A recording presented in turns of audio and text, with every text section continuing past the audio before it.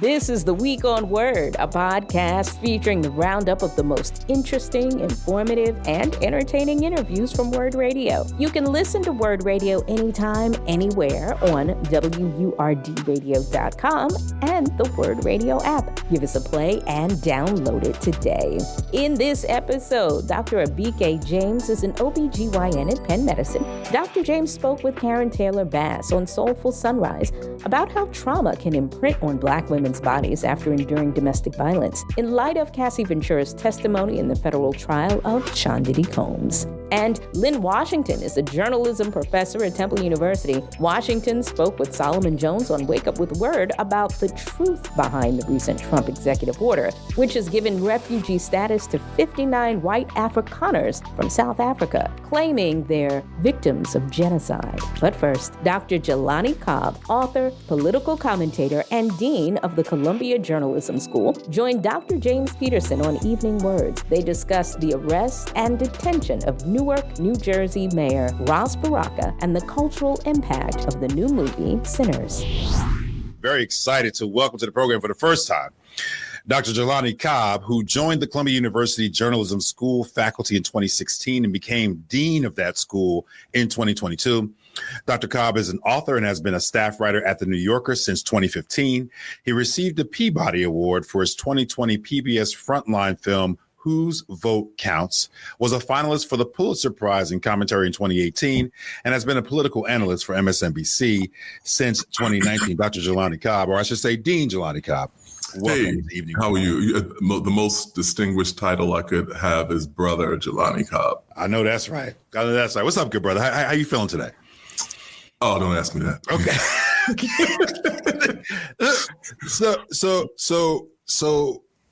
Brother Jelani Cobb, you all recently held a global press freedom program at the journalism school at Columbia University. And I'm curious if you can give us a little bit of a readout from that, but also just what your sense is of press freedom in the United States within the sort of rubric of Trump 2.0. So, I mean, that's very simple. Press freedom is imperiled. It's jeopardized. It's threatened. It's under assault in a kind of coordinated manner from multiple directions, but many of them emanating from this presidential administration. And so this event that we had to recognize this circumstance, we did it in conjunction with the New York Times. And what we did was, we brought in journalists from different places in the world. We had a journalist from the Philippines, a journalist from Hungary, a journalist from Brazil, a journalist from Morocco, talking about what it was like for them to report in these repressive societies. Because we thought that they had experiences and they had wisdom that might be useful to American journalists who don't have those reflexes, generally speaking. And haven't experienced, the kind of state repression that is rapidly becoming normalized here. And, that was the objective for that event. Your sense of American journalism right now is that it's under threat or under duress. What do you charge journalists with doing in a moment like this? Like what is our charge as journalists in a moment where again, this is before Trump, really. The corporatization of media is almost complete. The erasure of localized media institutions almost complete. Are there specific charges or are there things that at the Columbia School of Journalism, things that we have to prepare young journalists for as they come out into the world as it is? So, and I'll answer the first question first, which is that, the charge is for us to not self-edit, for us to tell the truth, for us to inform the public. We have the same charge, that we've always had. The circumstances in which we are doing it are different. And in terms of training, we're teaching our students, about safety protocols, about how you protect yourself when you report, and tricks of the trade for people who have reported in these kinds of environments. And there's that part of it. The other part of it is that, we have a kind of tacit, maybe 7th grade civics version of like what the press is supposed to be, generally speaking, in the country. Like, we're supposed to be the bulwark of democracy and so on. But really, seriously, what does an ethical democratic press look like? What does a press that is actively concerned with upholding democracy look like? What does it do? What does it not do? And so, those are questions that we grapple with. And so, one of the things I said last year, which was, should not have been controversial, but I said in coverage of a political campaign, you don't treat a candidate that has tried to overthrow the government the same way that you treat one that has not. A very simple kind of basis. But, that came to a head when, NABJ invited Donald Trump. I was one of the people who thought that invitation should not have gone out. But, it proved to be a kind of fiasco that was, utterly predictable beforehand. And so the same thing I could say, not to pick on a Black journalist, we could say the same thing about CNN. Yeah. When they hosted a live town hall. So we forget that during his first term, it actually is like so much has happened that people forget, that one of his supporters was sending pipe bombs to journalists because he felt that he was acting on the president's behalf, that, these were people who the president had deemed to be enemies. And so those are things that we need to be mindful of. Yeah, I get frustrated by some of the same pieces of this, which is why the return to try to treat a leader, elected or otherwise, with the same sort of institutional rules that he's absolutely committed to undermining and destroying. It doesn't seem to make sense to me that continues to be the approach with this president, or now with this particular administration. I want to shift the discourse a little bit, Dr. Cobb. Last Friday, Mayor Baraka was arrested. I've been talking about this over the course of the week. Last week, Mayor Baraka was arrested by ICE agents. You know Mayor Baraka. Help our listeners here in the city of Philadelphia understand why that's a story that should matter to us. Why is that a story that should matter to us, that the sitting mayor of Newark, New Jersey, was arrested by ICE agents last Friday? Yeah. He was arrested by ICE agents for demanding access because they believed that this facility was in code violation for the standards of the city of Newark. And so it's not like he was there, without a brief. He was there in his capacity as mayor of the city. And so if, this is the same thing that we saw when we saw the federal judge arrested, I believe it was a federal judge, might have been a state judge, who was arrested, I guess this was about a month ago, by ICE. It's an attempt to intimidate. It's also an attempt to knock down the counterbalances and the checks that are supposed to exist on presidential authority. And so both of these people, the judge who represents the judiciary and an elected official who represents, at least in our system of federalism, the authority that's not preserved or, reserved for the federal government, which is state and local. And so what they're doing is knocking down the various kinds of checks. So the issue is not simply that they arrested Mayor Baraka, which was an outrage. But the question should be, why was he arrested? What were they hoping to facilitate by arresting him? But once it has become normalized that you can arrest elected officials, that you can arrest the judges, what behavior then is allowable under that circumstance? The answers to that question to me seem frightening. What do you think about the way that that story has been covered?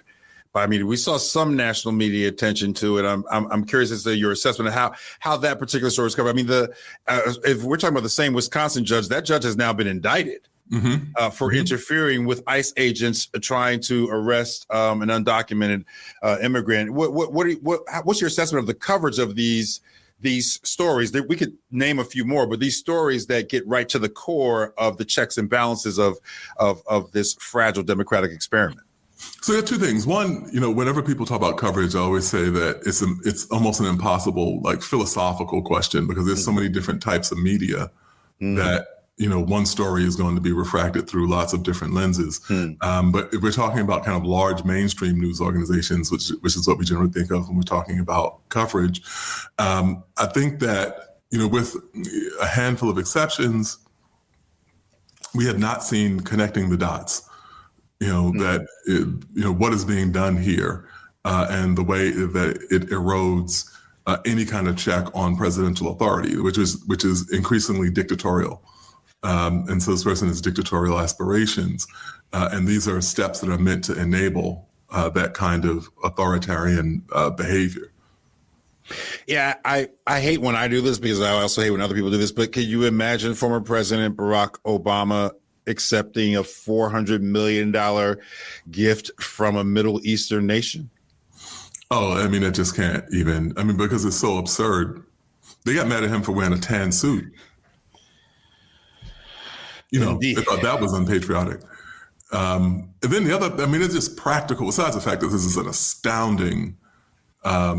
astoundingly corrupt thing to do, it's also an astoundingly stupid thing to do. Although the president said that he'd be stupid not to take it. The fact is that with all the electronic components that are part and parcel of a modern aircraft, you would never be able to determine whether or not your calls or your private interactions are being eavesdropped upon. The standards that come with Air Force One, can't be enacted by a foreign government, because this foreign government doesn't know everything that's in Air Force One, nor should it. What about the possibility of sabotage? That the president is flying over a desolate area and some third party can seize control of the mechanisms that guide the plane. How does any of this make sense? This is why I asked you, Brother Jelani, to help us make sense of some of this. I mean, it is one of the things that makes me nervous is that I don't sense the outrage on the level of some of my listeners here at WRD in the national institutional media coverage of some of these events. And that's why I asked you earlier on about the charge, what our charge is, because I'm not sure if we're rising up to the level that the moment requires. So I think that there are two seemingly contradictory things, which means that we just have to strike a balance between them. The first is that we have to take all of this anti-democratic behavior very seriously. And the second is that we have to pace ourselves, because, they said, their strategy was to flood the zone, to continually produce outrages. And so that people, become numb, they become dizzy, incapable of reacting. And so is the ultimate objective of kind of trolling. So you end up with outrage fatigue, and then you can actually get away with doing anything. And so we have to be judicious and selective about, where we weigh in. This, I happen to believe, should be something that warrants public outrage and public scrutiny. And as you've seen, even his normally sycophantic Republican colleagues in the Congress, in both houses of Congress, been a little antsy about this. They're drawing the line at the plane. They're drawing the line at the private plane. Yeah, they're not rushing to the barricades. The other thing is that the president often, as a kind of token of appreciation, will offer members of Congress a ride on Air Force One. Are any of them rushing to hop on that plane? I don't think so. Even people in his own party. Dr. Cobb, this week, one of several books is dropping on former President Biden, a quote unquote insider journalistic reporting about his mental state. Now, there were, as you know, and probably more aware of this than I am, there were whispers of this, last year. There were whispers of this before Kamala Harris was nominated. People have been talking about this for a while. I can tell you that I had many listeners on this program who will call up and say, hey, we would vote for Joe Biden if it's in a coffin, which is just suggestive of the way that the community was kind of aware that he wasn't as mentally fit as maybe he was at the beginning of his term. But there's a lot of breathless coverage of these books. I'm sorry I don't remember the name of the Jake Tapper one, which is the one that's dropping this week. But there's going to be more than one of them. I'm curious as to your sense about what these books mean, their significance in this particular moment in terms of where we are, what we're confronted with, and if we really need to do more to hold the Democratic Party to account, or the former Biden administration to account for not being more transparent about his mental acuity in the latter half of his term as president. Yeah. So there are a few things. One, I go way back with Jake Tapper, just as a kind of full disclosure, yep. Who was a Philadelphia native, but yep. He and I started out in journalism together at the Washington City paper, along with Ta-Nehisi Coates. We're part of like a kind of group of young journalists who are in our early 20s. And so I've known him for a long time. Mm-hmm. On the subject of Joe Biden, it really goes to the heart of issues that don't have anything to do with Biden. One thing is that just as a fundamental part, you are not an accurate judge of your own acuity. Anybody who's ever dealt with a drunk person who has car keys knows that. I'm fine, I'm good. Right. But the very paradox is that your ability to judge is impaired by the same thing that has impaired all your other faculties. So you don't have an objective method of evaluation outside of yourself. So what this really does is indict the people that Joe Biden had around him. There needed to be people in every administration and even in every family who are going to tell you things that you don't want to hear. Somebody had to say, look, you lost the pop on your fastball. That breaking ball ain't breaking, and that's a difficult conversation to have. But Biden has persisted in the delusion that he could have won, despite the fact it's like boxers, your trainer has to tell you when the fight's over. Right. Because you don't have a good objective evaluation of. You're going to be punch drunk. Beyond that. Yeah. Your trainer, you have to have that level of trust with your trainer to say, another Philadelphia legend, Joe Frazier, where, his trainer had to stop that fight with Ali because Frazier thought he was fine, and so you need to have that person who can say to you, like, fight's over. Mm-hmm. But, here we had Biden, purportedly close family members still gassing him up. Champ, you could still do it. You can still pull it out. People in the administration who are covering up, trying to hide them from the public. I can tell you this. I don't know. I mean, you mentioned there being kind of whispers and everything. Mm-hmm. This was a conversation before it became a conversation. Mm-hmm. This really was a conversation among journalists. Like people were saying, there's something that's not right. This person, really doesn't have it. And ultimately, you set him up for the catastrophe of what happened in that debate, which did no one a service. And so now, granted, we had two other precedents for a president stepping aside, not seeking re-election in the 20th century. One was Harry Truman, 1948. Other was LBJ, Lyndon B. Johnson, in 1968. Both Truman and Johnson stepped aside in March. Biden stepped aside in August. Now, and they both allowed there to be full primaries, both Truman and Johnson. Right. Now, in all fairness, both of those Democratic nominees lost to their Republican rivals. And so you're not saying that if he would have gotten out earlier and there wasn't a primary that somehow the Democratic contender would have won. But well, here it is. In 1948, Adlai Stevenson had a chance at winning. Was it Stevenson? No. Well, anyway, the Democratic nominee had a chance of winning. Had a chance of winning. And so in 1968, the Democratic nominee had a chance of winning. In 2024, the Democratic nominee had no chance, stepping in August and trying to create an entire candidacy. So another hypothetical. We got to take a quick break. Excuse me. Another hypothetical. If we dial it back, and if the right people were around former President Biden, they say, "Hey, do what you said you were going to do, and pass the torch early. Stand down in 2022, 2023, and say, hey, you know, you're not going to run for a re-election." If there had been a full blown primary, would you still say that the Democrat had no chance of winning in 2024? No. I mean, I think he would have had, a better chance. It would have been a possibility. But one of the things, so there are two things.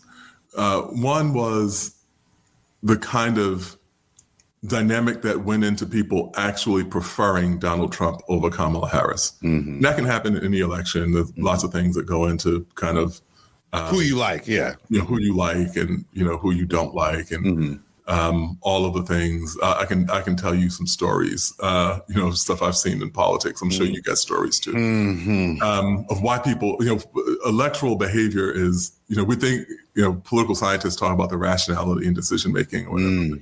People also have some crazy stuff rattling around in their heads, and they vote on the basis of that. I host a talk radio show every day. There's nothing I'm telling you. I remember in 2008, someone telling me that they weren't going to vote for Barack Obama because Black men don't take care of their kids.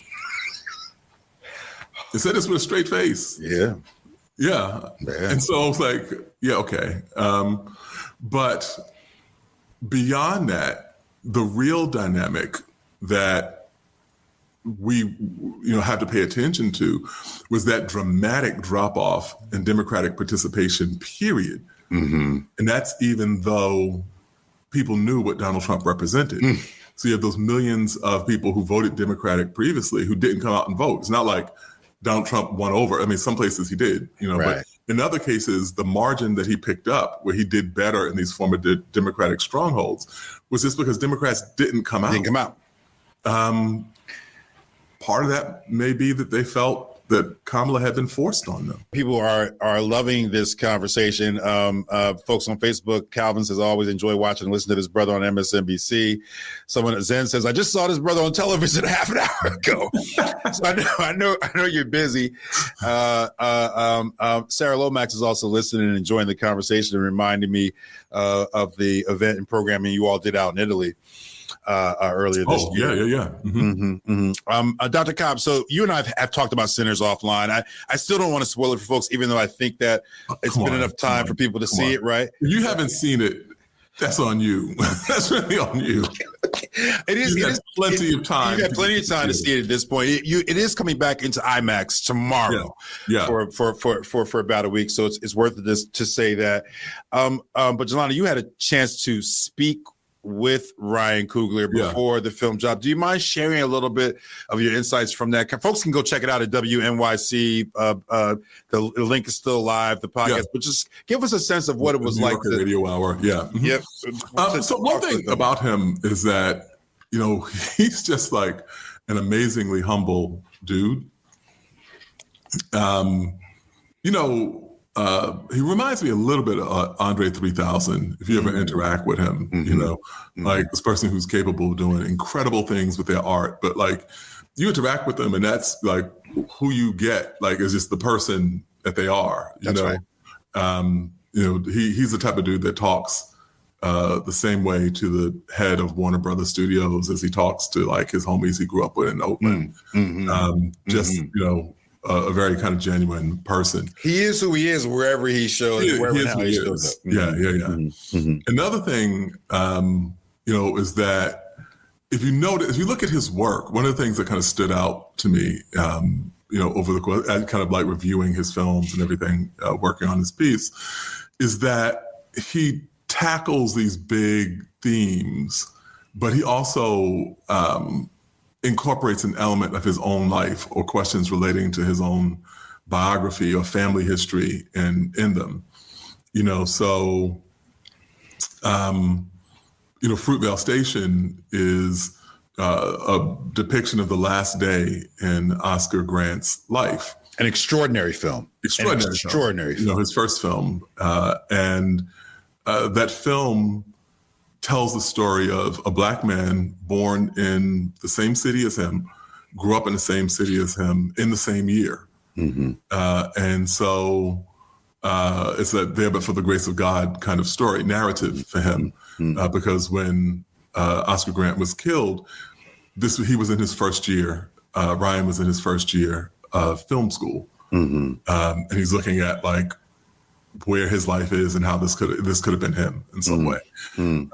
And he went from there to Creed, which is a film that reinvigorated the Rocky franchise, which people thought was like moribund. And made it real for Black folks. Made it real for Black folks.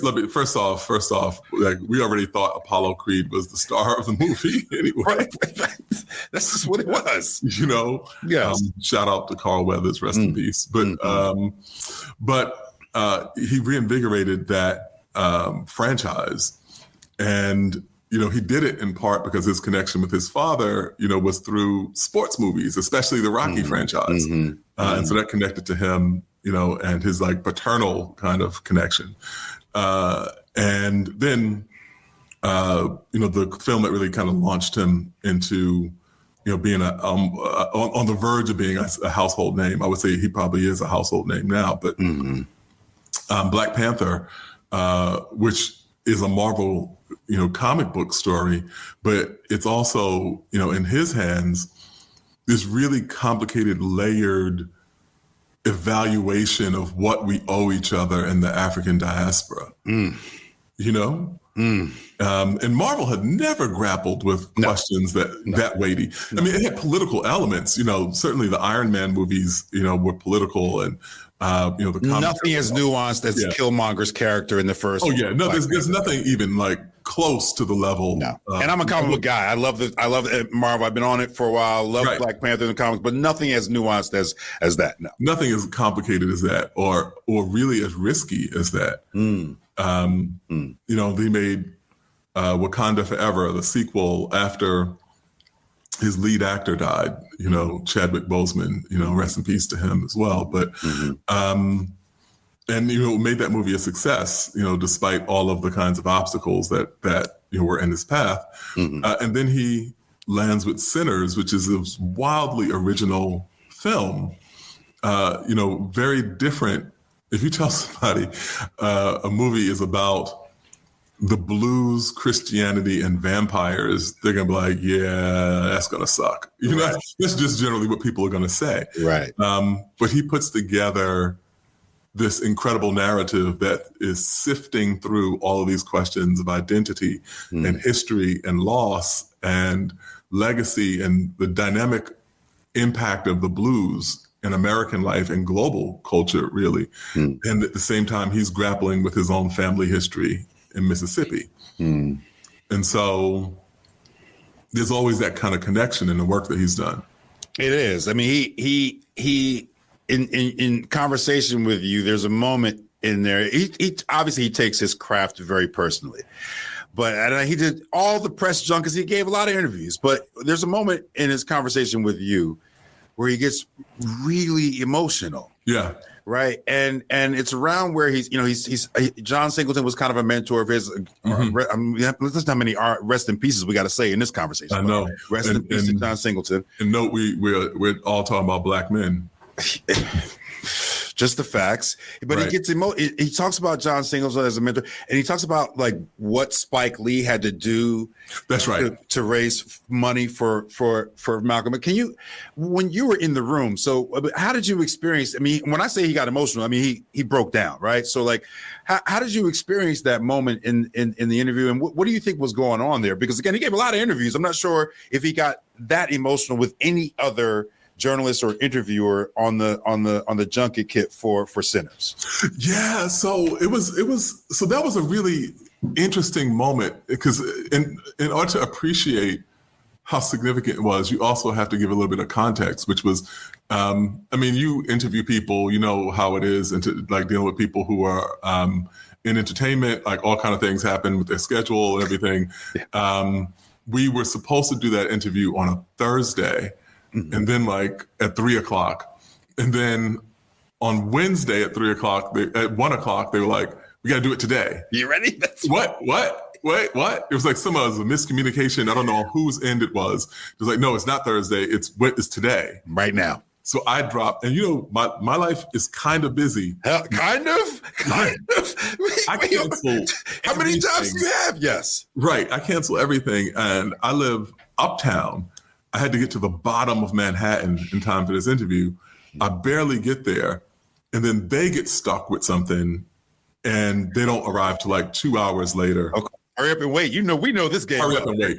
Right. It's completely out of their control, right? But, what happens is that eats into our time together. And so when we come in, his people are rushing him. My people are definitely rushing me. They're like, okay, here are like the 3 key things that we want you to talk about with him. Can you please make sure?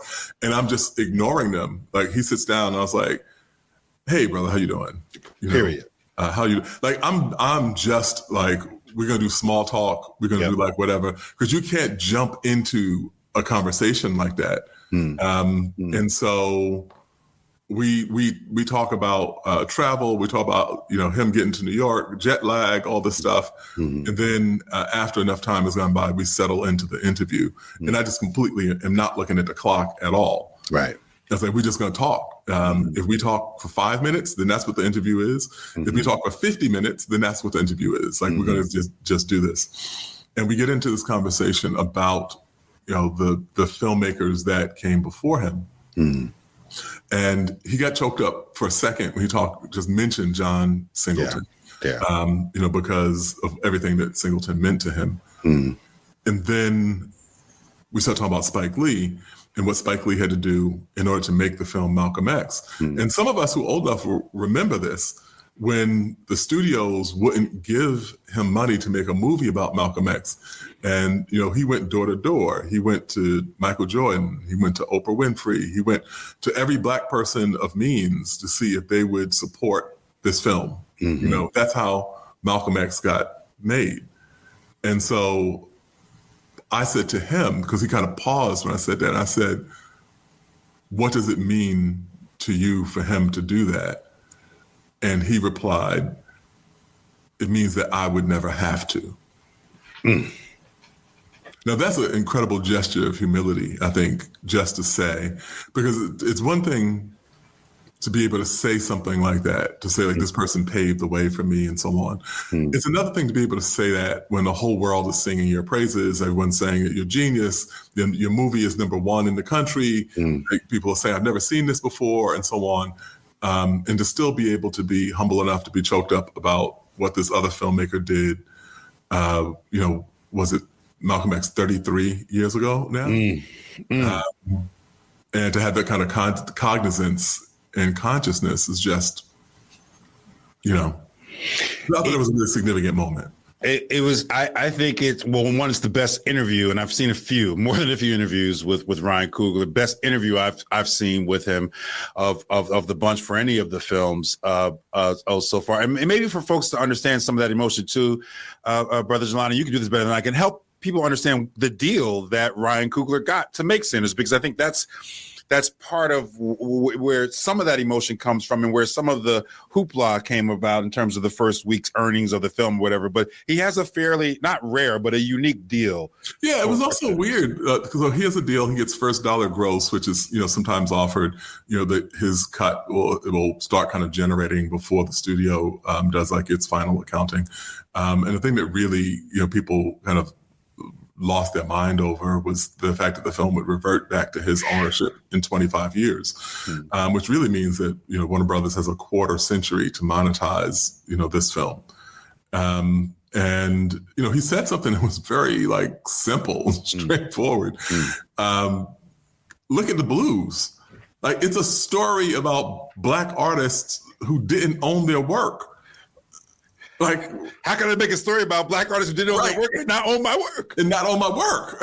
So, you know, it was a very strange thing because when you saw that the New York Times did, you know, that Sinners is the #1 movie, and then there's an asterisk or some such. It was something to that effect. And all of the other kind of damned by faint praise compliments that you saw. They hate it. They literally can't stomach it. There was, I think, a good degree of hate going around. It's a little hateration. And, you know, the film, you know, kind of defied all of that. And, you know, even, I mean, just on the level of the spirituality that he's talking about with the blues. And, you know, there's that one scene that everyone talks about, you know, spoiler alert. This is the same. We've had a great non-spoiler. We haven't spoiled anything. This is we first of all, I want to hear you talk about this particular scene, describe it, because you wrote To the Break of Dawn. So That's right. You've written about the hip hop aesthetic in ways that helps us to appreciate the global tentacles of Black musical culture. We can talk about this scene. Let's go. So we're talking about this. So the background is that, you know, I wrote a book called To the Break of Dawn, which is an exploration of the relationship between hip hop and blues. Yeah.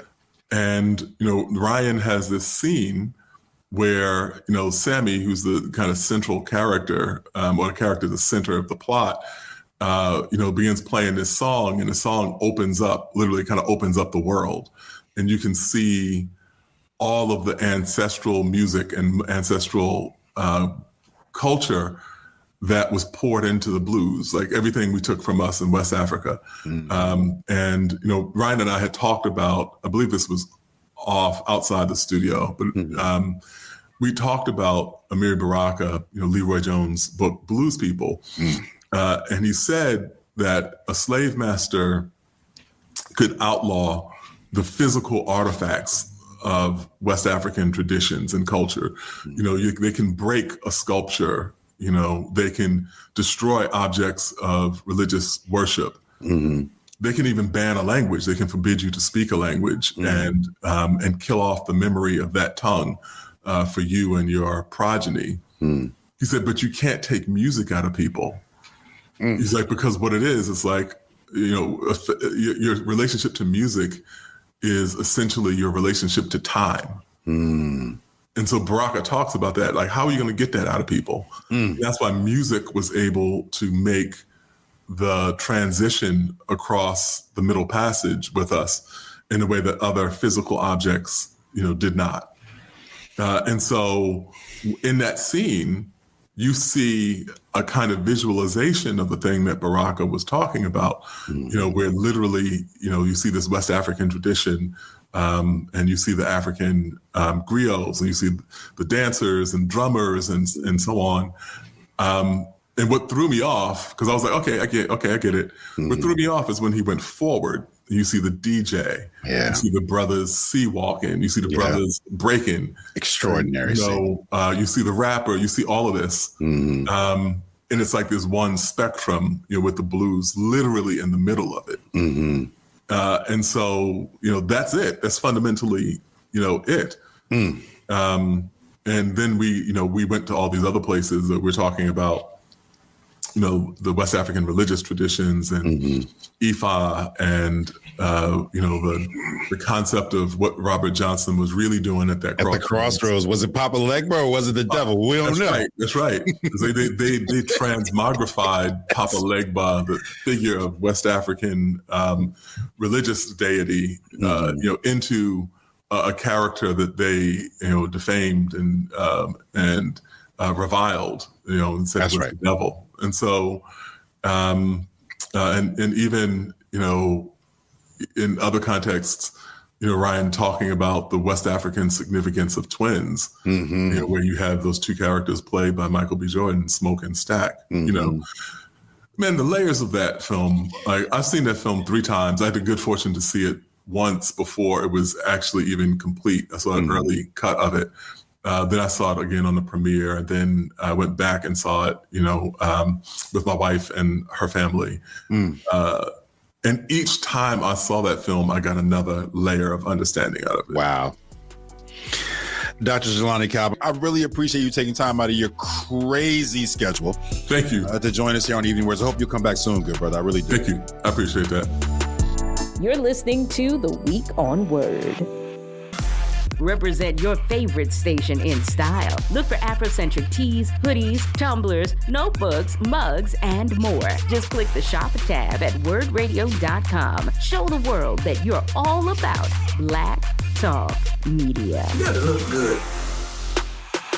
This is The Week on WURD, a podcast highlighting the top conversations on WURD Radio. Make sure you look for and follow WURD Radio on social media. Up next, Dr. Abike James speaking with Karen Taylor Bass on Soulful Sunrise.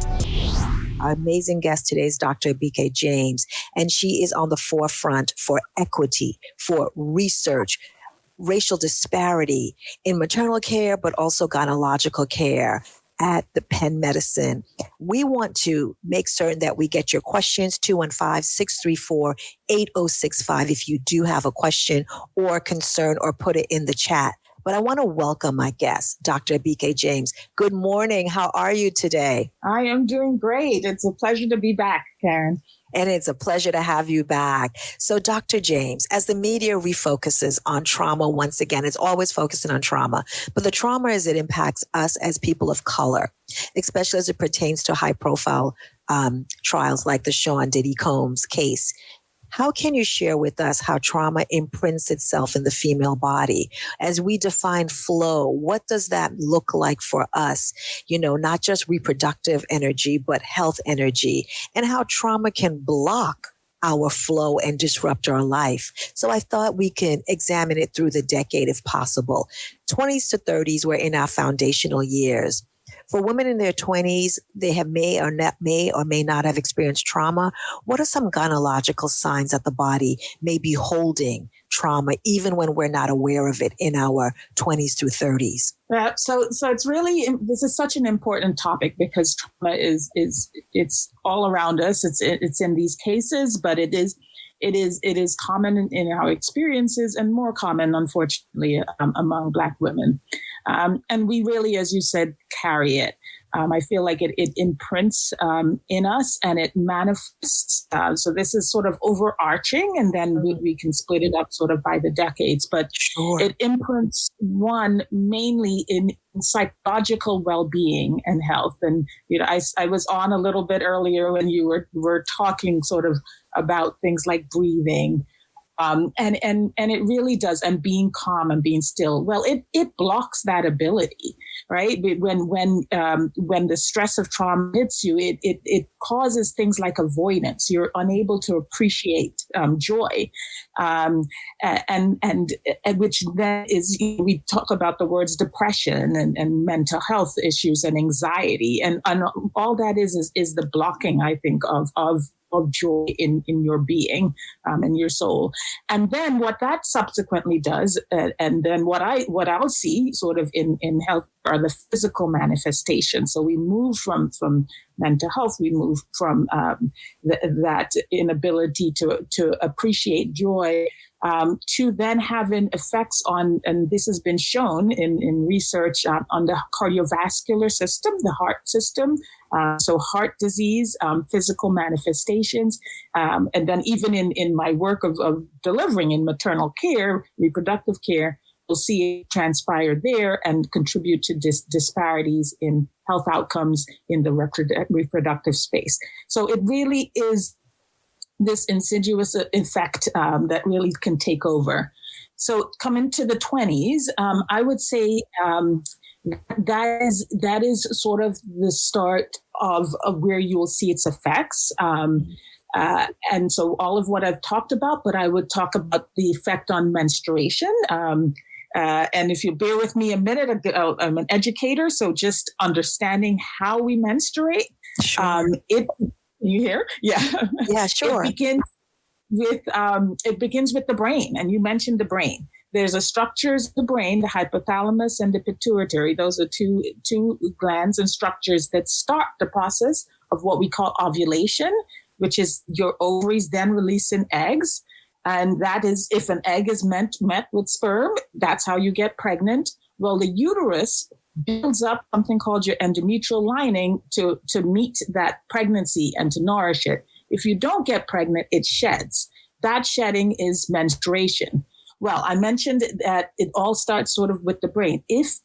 When the brain is affected by trauma, by stress, it disrupts that entire cascade. So that's how it impacts the endometrium for both pregnancy, but also for having periods in and of themselves, for menstruating in and of themselves. So that is what I think you see a lot of in the 20s is this effect, maybe irregular periods or not having periods. That is how it can impact fertility. And then, of course, always it impacts sort of your psychological health. So, Dr. James, when that happens and we are aware of that happening in our body, and, we mention that, we talk with our gynecological care, our provider about what's happening. What do we put in place in our 20s then? If we know that is happening in our bodies, what can we do? I know sometimes I've had friends and they are offered a prescription, but holistically, if you can put on that hat, what do we do if we know and what is happening? What do you advise someone in their 20s, 30s to do? Precautionary. Yeah. I think the provider you're seeing has to sort of have that mindset to recognize it. I don't know that everyone. And trauma, it's an insidious thing. You might not even necessarily realize the impact. But so there's something trauma-informed care. I think your provider needs to have that approach where they're able to recognize it, and that starts with sort of collaborating with the person to work through. I think it's important that if the provider themselves can't provide it, that they're able to recommend. Because what you need to address this, right, is we got to unblock that trauma. And really, it is. I think a combination of you have to get help.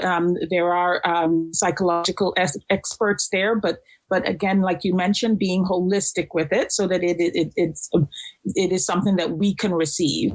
Right. And so I think it includes mindfulness.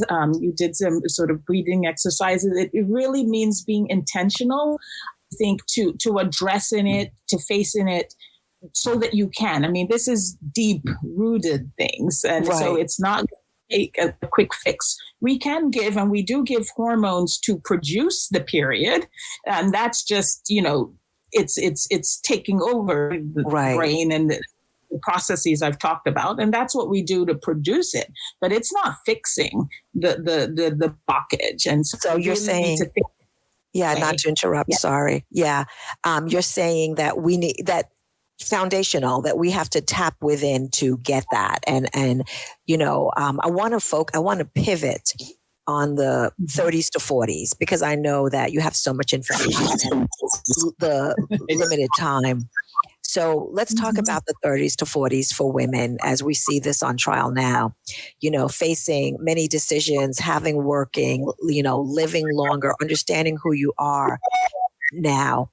Now we're having our trauma showing up with pelvic pain, fibroids. What role does the GYN as a frontline observer of help us shift from physical to emotional during this period when you're seeing the patient come in, or maybe telling me, maybe I'm wrong, I'm thinking pelvic pain, fibroids, different ways that the trauma is showing up now as we get older? Yeah. So definitely. Hello. Yes, we're there. I do think it starts to take a different appearance, and in as you sort of get older. I'd say pelvic pain. I don't know necessarily fibroids are sort of complex and complicated. Okay. But if you do have fibroids and you have trauma and there's pain, I think it is all related. I think the other aspect that it shows up is with fertility or infertility. too. So as you get into your 30s and 40s, because of natural processes, where your eggs that you're born with sort of start to decline. So it is recognizing that, we as gynecologists will do this workup for pain, but not necessarily find that cause. So it's once again sort of figuring out that some of the underlying aspect of it and recognizing that trauma can be a part of this. As gynecologists, we might be able to pick this up when we're doing our exam. The response to the instruments that we use, the ability to tolerate the exam, those can be clues that someone has perhaps experienced trauma. And we then need to be sort of responsive to that. We need to show grace, show patience. We need to sort of listen to the patient. Some of these common things, we talked about this when we talked about maternal care, right? It's the same thing. We have to be able to, when people come in with trauma, it can manifest in so many different ways. I had a patient who came in and just really sort of just upset, and some of this is based on past experiences with gynecologists, right? And so it took a minute. I had to take sort of, a few minutes just to get her past that, to get her to trust that it would not be a repeat of the experience, et cetera, before we could even proceed with our visit. So it takes sort of recognizing this so that you can then meet the patient sort of where they are. And the 30s to 40s is it's a tough time, right? Because we're caring for our kids, we're caring for our parents, like two are, so just think about that. And then, having this stress and that you might not even recognize that you've maybe shoved aside. I think in our 20s, we shoved that trauma aside. And then it starts to come out. And yes, it comes out like as pain.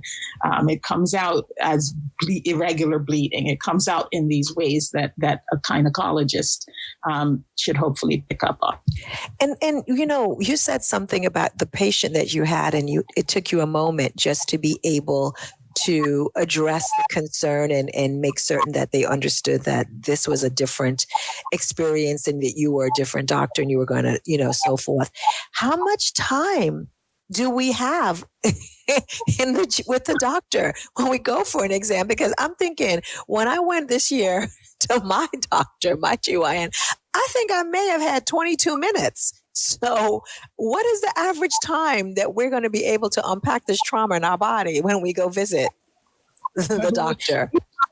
Oh, that's a whole nother conversation. That's exactly, you're right. You clocked it. We have 20 minutes for return. Maybe we have more. We have 40 for a new, but some of that is taken up with the initials, getting your blood pressure, with our assistant doing the things that they're doing, et cetera. So you don't necessarily.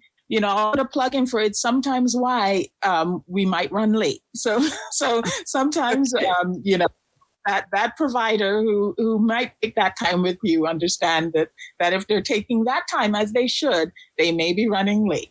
But that's a systems right issue. Yeah, of time, right? So, and then now that takes me to the sweet spot. This is, we said 20 to 30, 30 to 40, and now we're in the 40 plus to my sweet spot. 50 plus, close to 60, right? We're not. So I would say from 40 to 64. Yeah. To be generous. Now everything done changed, Dr. James. Everything that you knew about your body, you knew about yourself has changed. And now trauma is showing up in so many other ways, and grace and so forth. To the Soulful Sunrisers, I don't even know if we have time because it's almost time for a break. But if you can start us out with what happens now that we're over 40 and we are in our 50s and so forth, how is our body changing? How has the trauma now How has that shown up in our female reproductive care system? Like, talk to us. Okay. Yeah. So I'll start by, and this has been proven. It's been shown in studies that trauma does impact and adversity earlier in life impacts what we call those perimenopausal symptoms that we start to experience, and it can start from your 40s and go all the way through. It is different for everyone, but as we think about it, I think some of that variance is probably related to your past experiences, your past exposures. So we'll get into those different symptoms. Yes, definitely. It takes a little bit of time about the different symptoms that one experiences and what we can, and what we can start to do about it. We have been talking about the body and trauma, how that shows up, especially in the female body. And Dr. James, before I forget, there was a question posed in the chat. And the question is there an age when women no longer need to visit the GYN? If you could answer that and then go right back into what you were talking about, perimenopause. But is there an age when you no longer have to go to the GYN? That's a great question. So I would say no. Like, I think that people, so we've spaced out how often we do pap smears. So we now do pap smears and HPVs. And I think a lot of women were coming to the GYN for their pap annually. And once we spaced that out, there was this thought that we don't have to go back to the GYN. But, this dovetails into the 65 plus, where there are other things that the gynecologist is looking at and taking care of in your body. So you should continue to go. As you get older, they're still your ovaries. Ovarian cancer can crop up and is one of the ones that presents pretty late. So if we want to get it early, it's really that exam that we do, the pelvic exam, where we feel your ovaries, that can help us decipher that. The breasts, incredibly important. The uterus itself, where the menstruation comes from, that lining can get thickened, and you can have what we call postmenopausal bleeding. If you just show up, you don't want to ignore that, first of all. And if you show up and you haven't got a gynecologist and you haven't been having care, it can be harder to get in to see them. So the short answer is no. You can space out as you get older to every 2 years, but you do want to continue to see the gynecologist and have a relationship with one. Okay. So picking up back where we were with the perimenopause, we're in that sweet spot now, 40 plus to 60. What are some of the things? How does it show up? What should we be doing? Yeah, so it's going to show up in those perimenopause and menopausal symptoms. So remember, we talked about the brain. Well, perimenopause and menopause is up to menopause is this period where your hormones are just, for lack of a better word, they're out of whack. There's dysregulation and there's instability, and that is mechanism that is thought that it's probably made worse by things like trauma, by some of your psychological health. And so one of the things you'll hear people talk about, right, is irritable. And I actually experienced, I had a surgical menopause, so it was dramatic from surgery. And it's, I suddenly, you realize how that mood sort of changes, snapping at everything and everyone. There's also then the physical symptoms, the hot flashes, night sweats that people complain about, really just in the room. Suddenly you're hot. You're turning, you're putting on the AC as you do this drive, and then you're turning it off, and then you're putting it back on, turning off. That's how you sort of start to recognize that you're having those symptoms. Impact on sexual desire, libido, as we call it. On vaginal dryness. So really spans sort of the entire system. And then regular bleeding to top things off because of this dysregulation until you get to your points. So those are the general manifestations, I think, impacted more when there's trauma, especially with the impacts on the brain and the psychological health that make it sort of harder and worse. I really feel that as you were talking about the decades of our bodies, that no matter how old we are, it's really important that we not only visit the doctor, for our yearly exams and our test, but also sit on the couch and maybe quarterly, because there's so many things as we continue on this journey that we unpack. And sometimes the triggers don't happen until you get to a certain age and you realize like you went through this or you witnessed something. So I do believe, as you're saying this, that perhaps talking to someone regularly, not until something feels out of whack, is one of the things that we can use to unpack this. Is not just go to our doctors, but see a psychotherapist. Make sure that we are good, and whatever good is, like for us, that we can function and recognize things, because we may not recognize it and just think it's malaise. Dr. James. Absolutely. I can't stress that enough. This has to be done in conjunction with a couch, someone you can trust. Make sure you're the right person for you.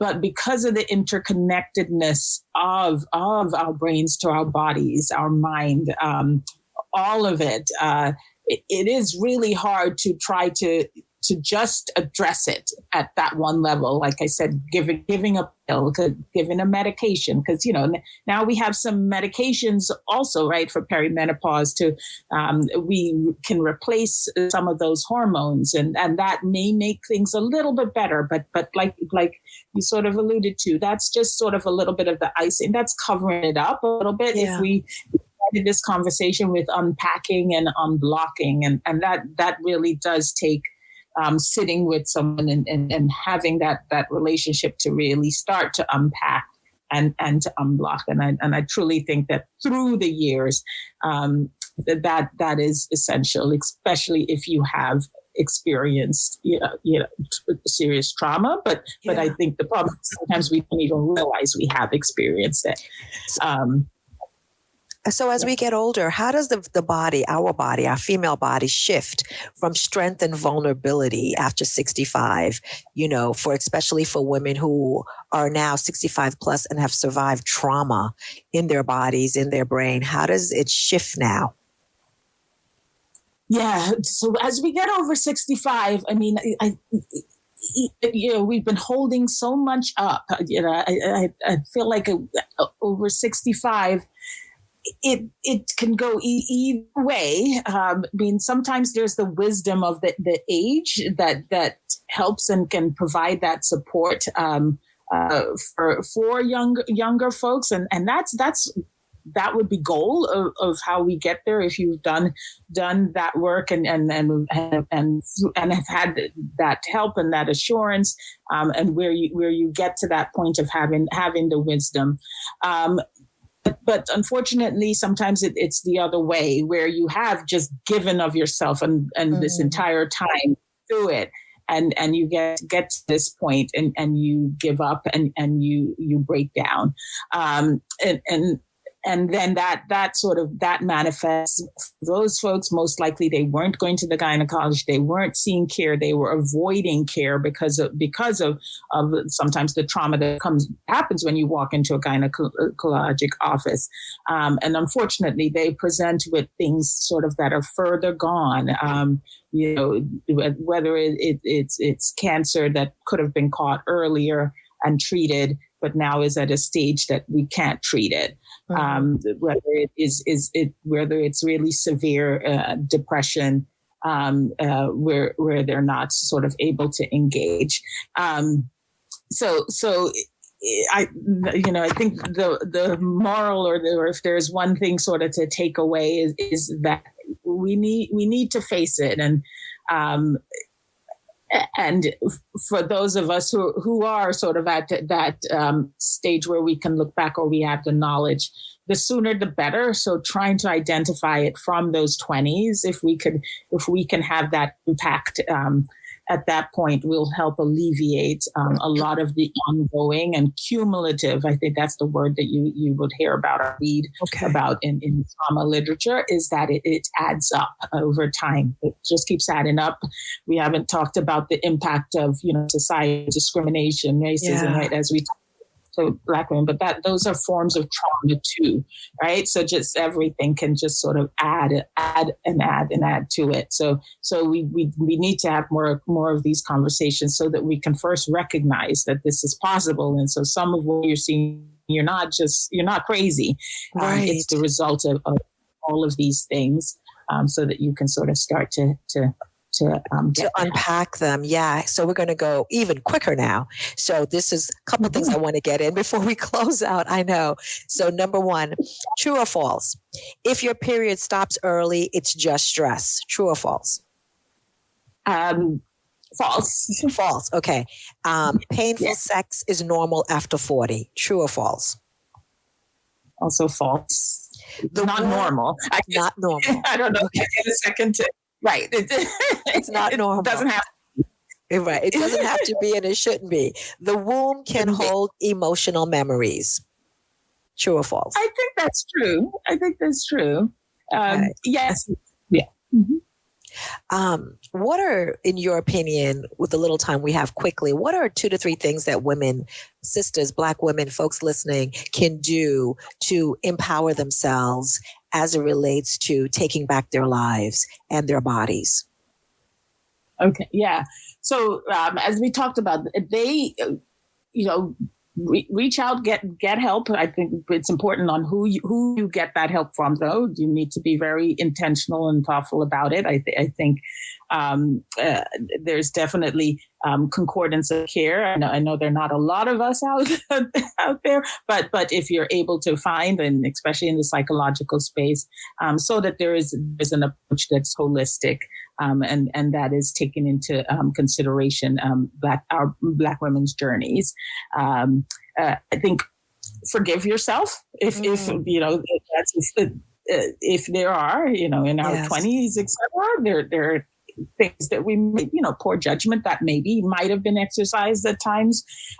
That's okay. Forgive yourself so that you can sort of move forward. I think that is important too. I think we spend time beating ourselves up, and then things aren't necessarily our fault. And then sort of work on things: mindfulness, breathing, time for yourself, self-care. We're hearing more about it. I think taking that time is so critical, and I have to remember that. And now we don't have time, Dr. James. So if you can just wrap us up really quickly, 30 seconds or less, how can people reach out to you? And if you could give us one empowering word to take with us on this Tuesday, May 13th, you're on. Oh my goodness. So I'm a physician at Penn Medicine. I can be reached. The phone number there is 215-662-6035. I think I said it I tried to throw it in my last statements, but we are all wonderful humans and deserving of grace. So we need to give it to ourselves, and we need to accept it and find it. And, thank you, Dr. James. You've been listening to Soulful Sunrise. I know. Thank you so much today, Dr. Abike James, talking to us about our female bodies and trauma. You're listening to The Week on WURD. Stay connected on the go with the new and improved WURD Radio app. Search WURD Radio in your app store. Stream every show with increased clarity. Easily access WURD TV, EcoWord, and Livelihood. Remember, Black Media Matters. Get the new and improved WURD Radio app today. Available on Google Play and the Apple App Store. You're listening to the Week on WURD podcast. To learn more about our programming, visit wordradio.com. That's WURDradio.com. Our last conversation for this episode features Linn Washington in conversation with Solomon Jones on Wake Up With WURD. Joining us now is Linn Washington. He's a professor of journalism at Temple University, co-founder of the award-winning multimedia urban reporting lab. In addition to his Temple degrees, Washington holds a law degree from Yale University. Linn, good morning. Good morning, Solomon. Happy Soggy Wednesday. Yeah, it is soggy out there. I think it's raining because the world is crying because all this crazy stuff is going on. Yeah. Man, oh, man. Well, they say put on your galoshes because it's a lot of crazy stuff, man. It really is. So one thing that's happening, Lynn, the Trump administration has granted refugee status to 59 white Afrikaners from South Africa, claiming they're the victims of genocide. Even Afrikaners are saying that's nonsense. What's really happening here? Well, I think two things at the very least. One is Trump being the bigot racist that he is, latching on to this lie that white South Africans, and particularly Afrikaners, are being subjected to genocide and discrimination in South Africa. And then this effort really, as so often with Trump, is not just about the Afrikaners. There's something else there. And that something else is located about 4,000 miles from South Africa, and it's Israel. Let's remember in, December of 23, South Africa brought a case against Israel in the International Court for Israel committing genocide in Gaza. And the United States administrations, not just the Trump administration, but, Congress and the Biden administration was in on this a little bit too. There was, efforts to isolate and criticize South Africa. Mm-hmm. So let's see, genocide, right? That usually happens when there's people being targeted for death, murders, innocent people. Mm-hmm. South Africa does have a horrific murder rate.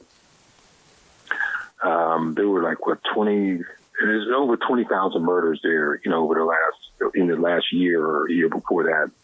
But of that figure, the number of whites in this large murder figure were 2%. So they're not being subjected to genocide. When we look at unemployment, unemployment among whites in South Africa is a little less than 8%. For blacks, which is the majority of the population, it's over 40%. And in that, the youth age group from 15 to say 24 years old, the unemployment rate ticks up to around 60%. So white folks are not suffering in South Africa enough for them to get the type of status that Trump has given them, bringing them into the country. Mm-hmm. So, what happened in terms of Israel? So South Africa brings this complaint about, ironically, genocide. And then Donald Trump's claims that white South Africans are being subjected to genocide. Is he the only one saying this, or are there other groups that are kind of pushing this false theory? Well, there's a lot of groups. Let me rephrase that. There's a number of groups pushing this. There are these right-wing Afrikaner groups. And let me just say this. Afrikaners are a subgroup of the whites. Well, not the subgroup. They're probably the largest group of whites in South Africa, but the whites also include people from Britain and, other places, like Elon Musk's relatives. They moved from Canada to South Africa so they could be even more racist. But what we're seeing there is just the reality is just not there. They are not being subjected to genocide, but there has been this theme. But 4 or 5 years ago, there was this theme that white farmers were being subjected to this campaign of murder, and they were trying to take their land away. Well, they're not trying to take their land away. Now, the reality is that the whites took the land away from the blacks in a series of laws that began in around 1913. They passed this law that said that blacks can no longer own land in South Africa. And they also remember that, South Africa was a place where they tried to set up these little teeny tiny reservations. And essentially they were reservations that they put black people into poorest land, no opportunity for, economic growth and jobs and that sort of stuff. And they try to say, well, apartheid's fine because here's these little black, mini states. Mm-hmm. Yeah. So it goes back. So the bottom line is this theme of whites in South Africa being persecuted by blacks is not unique to Trump. It's been there all along.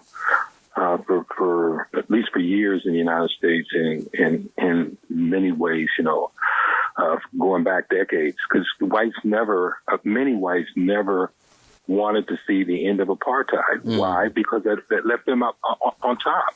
Mm-hmm. I'm just trying to laugh at it. And this is no laughing matter, but a couple of things.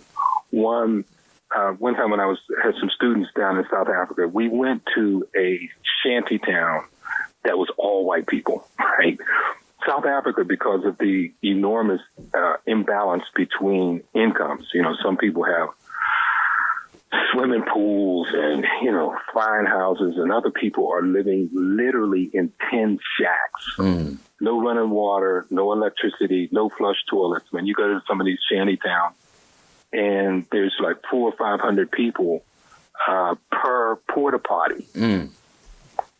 So if you want to do something, you got to go to the community porta potty. Wow.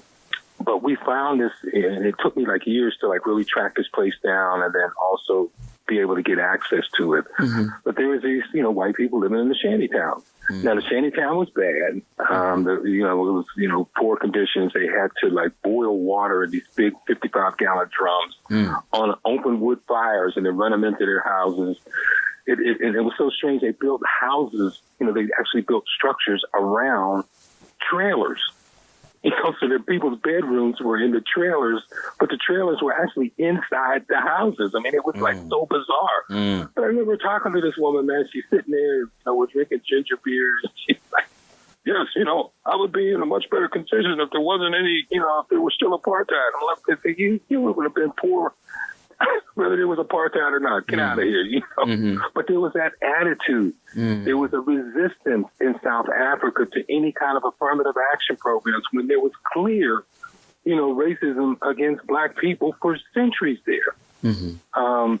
So again, there's this attitude, and it was imported in the United States that whites are being treated unfairly there. So Trump was able to seize this. Mm-hmm. And it appeals to, his racist base, where about white people, and we're bringing them in the country.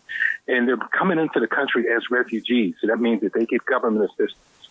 They get a housing assistance, medical assistance, help getting jobs, getting settled and all that sort of stuff. And here we have people living in parks and on the streets, Americans. Yeah.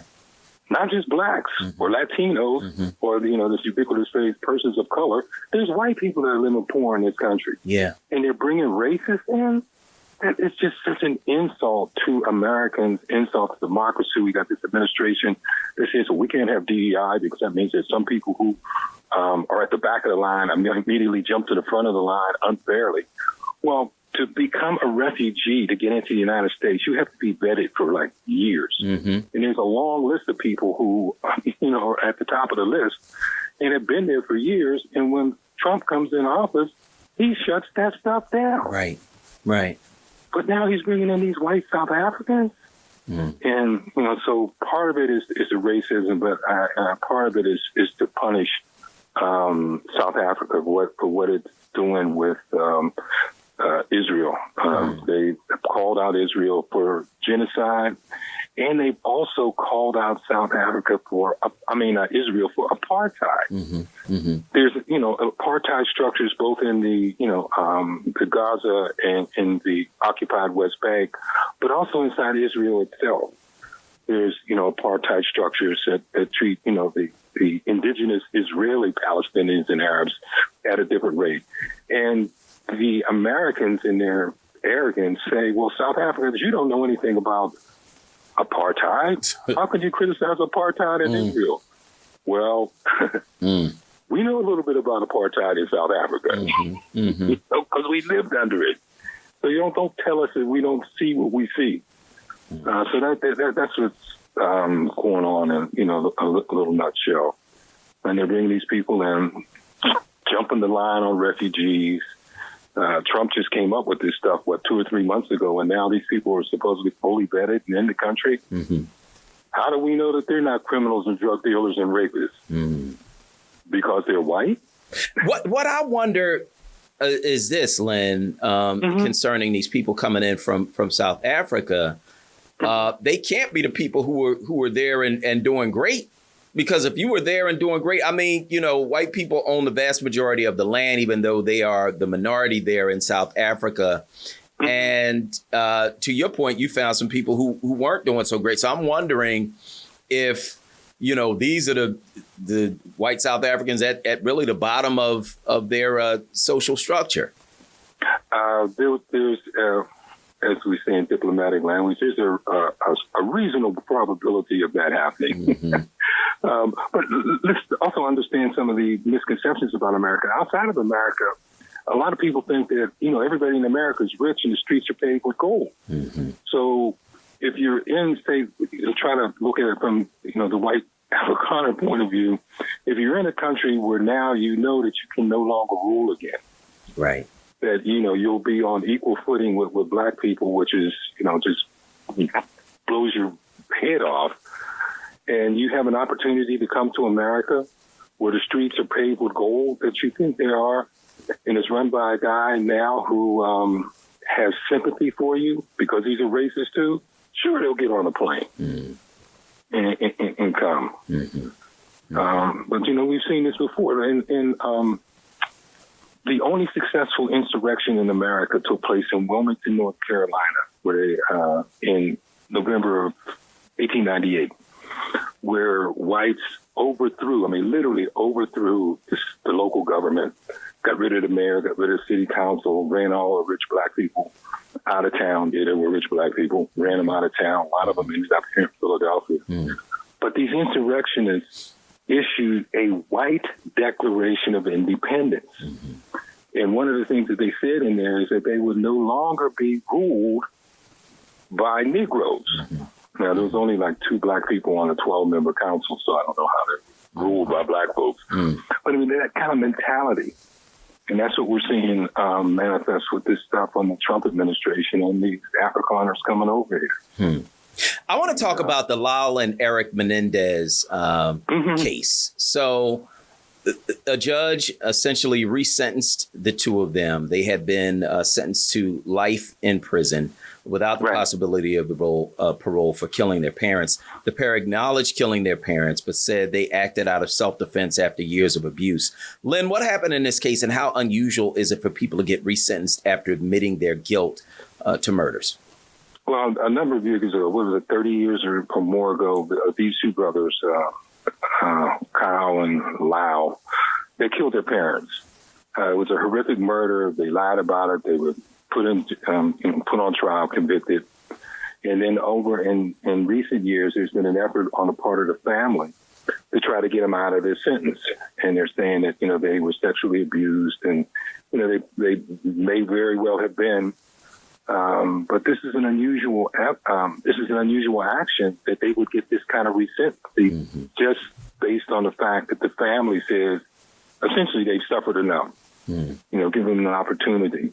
And I think your audience members who've been commenting on this are absolutely correct. If this was a black person, the likelihood of this sort of thing going down the way it did, resentencing, would be slim to none. Here in Philadelphia, man, there was this case a number of years ago, decades ago, where one brother committed a crime, but the other brother was convicted for it. I think the case was, the last name was Brinkley. And the family for decades tried to say, here's the right person who did it. The person who did it confessed to it. And it's, put him in jail and take the innocent person and bring him out of jail. And it kept going before the courts, and the courts were saying, well, we don't know. We don't know if there's enough evidence. Here's one person volunteering to go to prison to get somebody else out. They didn't want to hear it. How many people are serving time in jail for committing crimes as a result of sexual abuse? And you don't hear this kind of, well, we'll resentence them and we'll let them go before the parole board and we'll see what the parole board does. So this is an unusual procedure, but it again just shows the double standards of justice that we have in this country. And it's operative, live and well. A mercy, yes, you want to have that in there, but if you're going to have it for these guys, then have it for some other folks too. Yeah. If they've changed and they've proven themselves that they've changed, if they admitted remorse for the crime that they did, then give a little compassion to other people. You know, it seems like now the effort in the criminal justice system is to swing back to, you know, lock them up, throw away the key, you know, don't do the crime. If you can't do the time, have a mentality. But then there's the exception. And, you know, exceptions happen, but why does these exceptions seemingly always happen when there's a certain complexion to someone's skin color? It's a deep thing to watch. It's a deep thing to watch. That's Linn Washington Jr. He's a professor of journalism at Temple. You're listening to The Week on Word. Good morning. It's Solomon Jones, host of the hottest morning show on radio, Wake Up With WURD. Listen weekdays from 7 to 10 a.m. for laughter, for fun, for politics, for family, for more than you can imagine. Check it out every day, Monday through Friday. Wake Up With WURD on 96.1 FM, 900 AM, WURD. Thanks so much for listening to this episode of The Week on Word. Let's stay connected. Sign up for our newsletter and listen to us online at WURDradio.com and the Word Radio app.